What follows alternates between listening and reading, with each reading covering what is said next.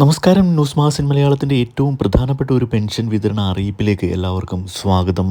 സംസ്ഥാനത്ത് രണ്ടാം പിണറായി സർക്കാരിൻ്റെ അവസാന ബജറ്റ് ഇന്ന് നിയമസഭയിൽ എൻ ബാലഗോപാൽ മന്ത്രി അവതരിപ്പിക്കുകയുണ്ടായി. സർവീസ് പെൻഷൻ പരിഷ്കരണ കുടിശ്ശികയുടെ അവസാന ഗഡുവായ 600 കോടി രൂപ ഈ മാസം വിതരണം ചെയ്യുമെന്നാണ് ഇപ്പോൾ ധനമന്ത്രി അറിയിച്ചിരിക്കുന്നത്. അതോടൊപ്പം തന്നെ ലൈഫ് പദ്ധതിക്കായി 1160 കോടി രൂപയാണ് നീക്കിവെച്ചിരിക്കുന്നത്.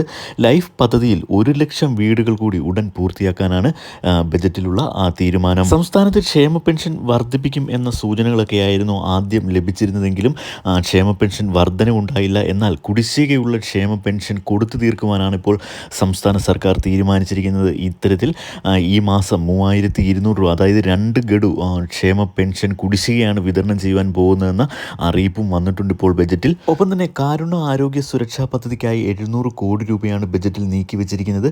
വയനാട് മുണ്ടക്കൈ ചൂരൽമല ദുരിതാശ്വാസ പാക്കേജായി ആദ്യഘട്ടത്തിൽ 750 കോടി രൂപയും ഈ ഒരു ബജറ്റിൽ നീക്കിവെച്ചിട്ടുണ്ട്. ഒപ്പം തന്നെ ആരോഗ്യ മേഖലയ്ക്ക് 10,431.73 കോടി രൂപയും നീക്കിവെച്ച ഒരു ജനകീയ ബജറ്റായി വേണം ഇതിനെ കണക്കാക്കുവാൻ.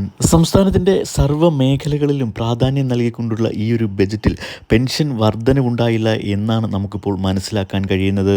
ഇനിയുള്ള പെൻഷൻ വിതരണ അറിയിപ്പുകളും മറ്റു വാർത്തകളുമൊക്കെ ഉടൻ തന്നെ നിങ്ങളിലേക്ക് എത്തിക്കുന്നതായിരിക്കും.